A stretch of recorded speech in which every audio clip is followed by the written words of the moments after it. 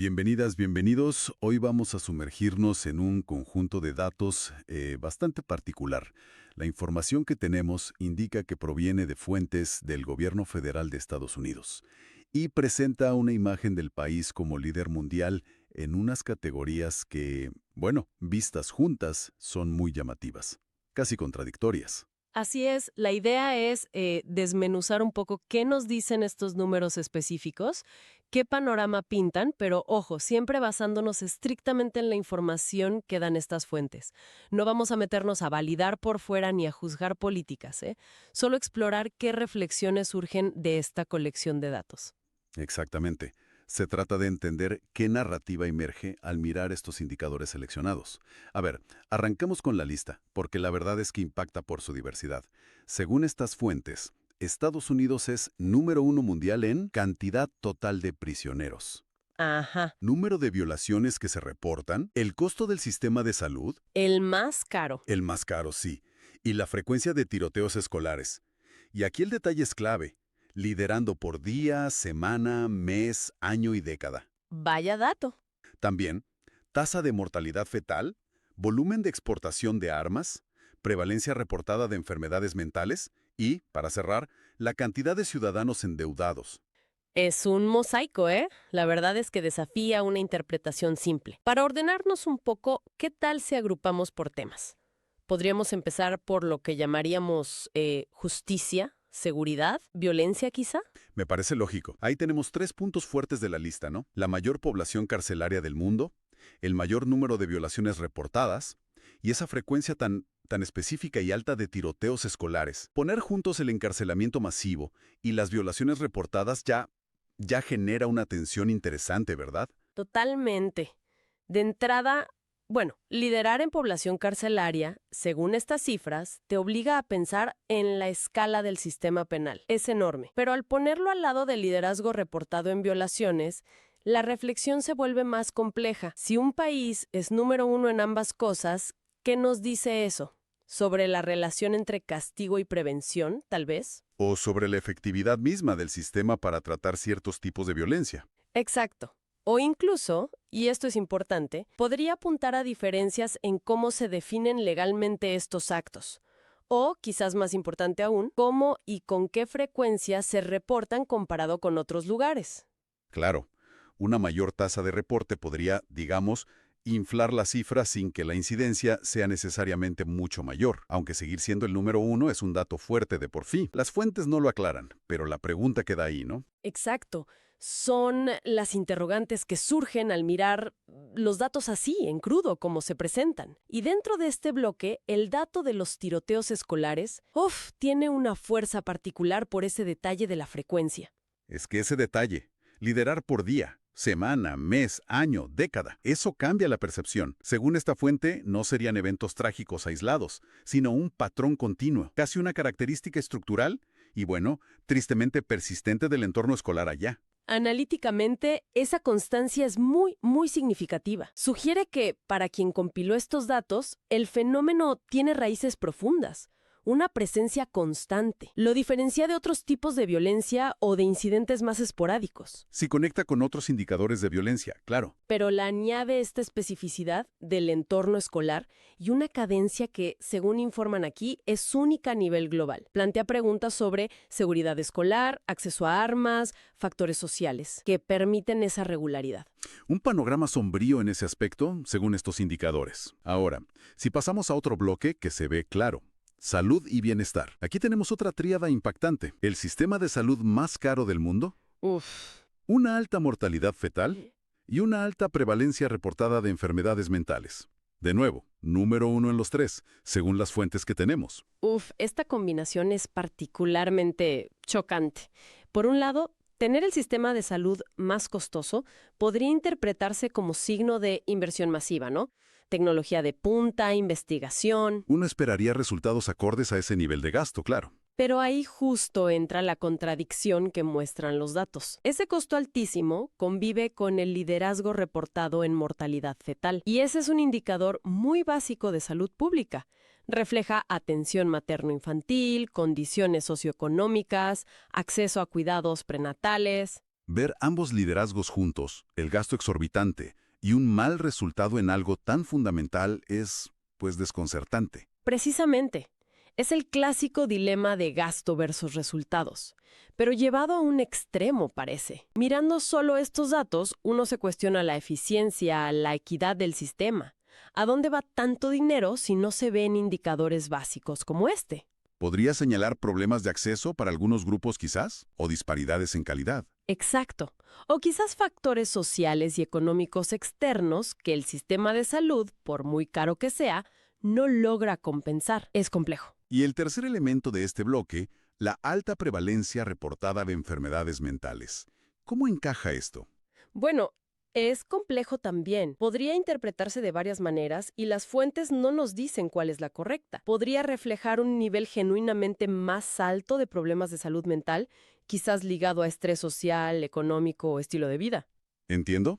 Pero también, y esto es importante, podría indicar una mayor conciencia sobre salud mental en la sociedad, mejores diagnósticos, menos estigma, lo que llevaría a reportar más casos.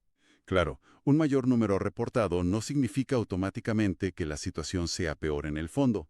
Podría ser, paradójicamente, un signo de un sistema más atento en ese aspecto específico. Podría ser, sin embargo, esa interpretación más optimista vuelve a chocar con el contexto general que pintan los datos. Si el sistema es el más caro y aún así hay alta prevalencia reportada de enfermedades mentales, bueno, también podría señalar fallos en la prevención o grandes brechas en el acceso a tratamientos efectivos y asequibles, a pesar del gasto total. Entiendo. En conjunto, este bloque de salud dibuja una imagen de contrastes muy fuertes. Una inversión económica que se reporta como masiva, pero con resultados preocupantes en áreas críticas de salud física básica y bienestar mental, siempre según estas cifras concretas. Es una imagen llena de tensiones, sí. Pasemos al último bloque que se perfila en la lista.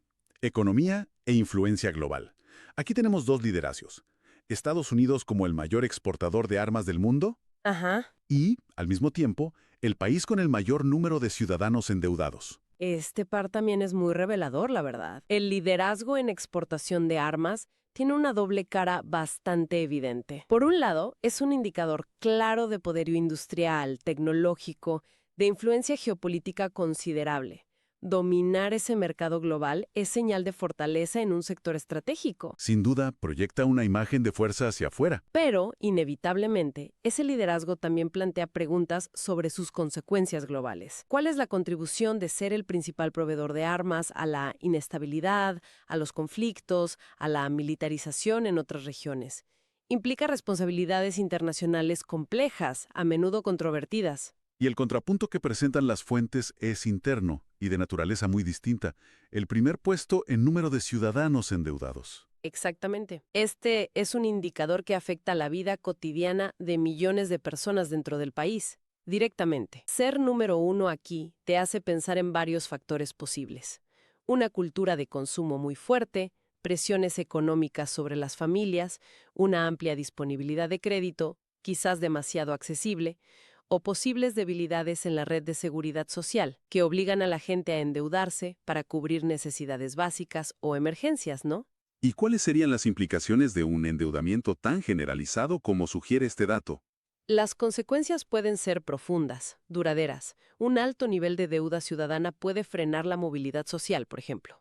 Limita la capacidad de ahorrar, de invertir a largo plazo, en educación para los hijos, en comprar una casa. También aumenta la vulnerabilidad económica de las familias ante cualquier crisis. Pérdida de empleo, problemas de salud, podría incluso afectar la salud mental, generar estrés, ansiedad. Es un contraste muy marcado el que se dibuja entonces.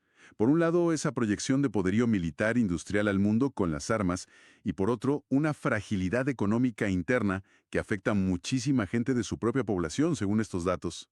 Precisamente, esa dualidad es quizá uno de los puntos más llamativos al mirar la lista completa. Muestra una posible desconexión entre la fortaleza que se proyecta globalmente en ciertas áreas y la realidad económica que viven muchos ciudadanos. Bien, hagamos una pausa para recapitular. Hemos recorrido esta lista donde las fuentes que manejamos ponen a Estados Unidos primero en el mundo, en ámbitos tan distintos como Población carcelaria, violaciones reportadas, el costo de su sistema de salud, contrastado con alta mortalidad fetal. Sí. La frecuencia casi cotidiana de tiroteos escolares, la prevalencia reportada de enfermedades mentales, su rol como principal exportador de armas y la cantidad de sus ciudadanos que viven con deudas. Y vale la pena subrayar de nuevo el marco de nuestro análisis, ¿eh? Estamos explorando las reflexiones, las preguntas que surgen directamente de esta colección específica de datos, tal como nos la presentaron. No estamos auditando las cifras ni emitiendo juicios de valor sobre la sociedad estadounidense o sus políticas. Simplemente observamos el retrato que estos indicadores particulares pintan cuando se los mira juntos. Un retrato que, hay que decirlo, es complejo, lleno de lo que parecen ser profundas contradicciones. Vemos áreas donde el liderazgo podría interpretarse, quizás, como un subproducto de cierto desarrollo o poderío. Pienso en el costo de salud o la exportación de armas, aunque ya vimos las tensiones que generan. Cierto, pero la mayoría de estos liderazgos reportados apuntan directamente a desafíos sociales, económicos y de seguridad de gran magnitud. El encarcelamiento masivo, la violencia específica como las violaciones reportadas, los tiroteos escolares con esa frecuencia alarmante, los resultados problemáticos en salud básica a pesar del gasto y el endeudamiento generalizado. Todo esto configura una imagen de retos estructurales importantes. Entonces, ¿cuál sería el insight principal que podríamos sacar de este conjunto de datos tan particular? Quizás el hallazgo más relevante al observar esta colección específica es la coexistencia de estos liderazgos tan extremos y a menudo tan problemáticos. No es solo un indicador aislado, es la acumulación de números uno en áreas tan críticas y diversas. Esto podría sugerir, basándonos solo en esta información, la presencia de fuertes desequilibrios internos o contradicciones fundamentales dentro del modelo social o económico. Dibuja un perfil nacional de extremos. Sí, un perfil nacional de extremos, una nación que lidera en métricas de poder y riqueza aparente, pero también en indicadores de problemas sociales profundos y de sufrimiento humano.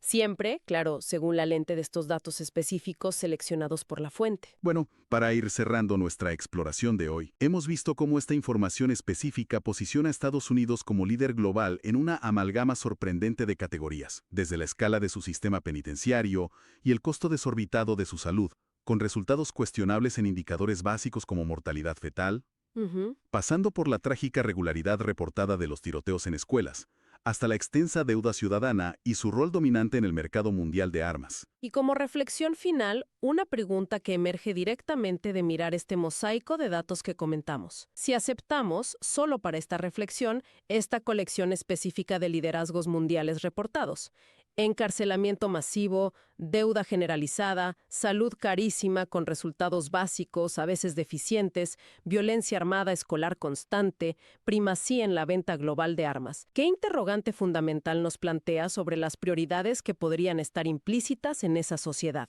Una pregunta sobre qué es exactamente. ¿Sobre sus valores, tal vez? Podría ser sobre sus valores implícitos, sí. O tal vez sobre la coherencia interna entre sus diferentes sistemas.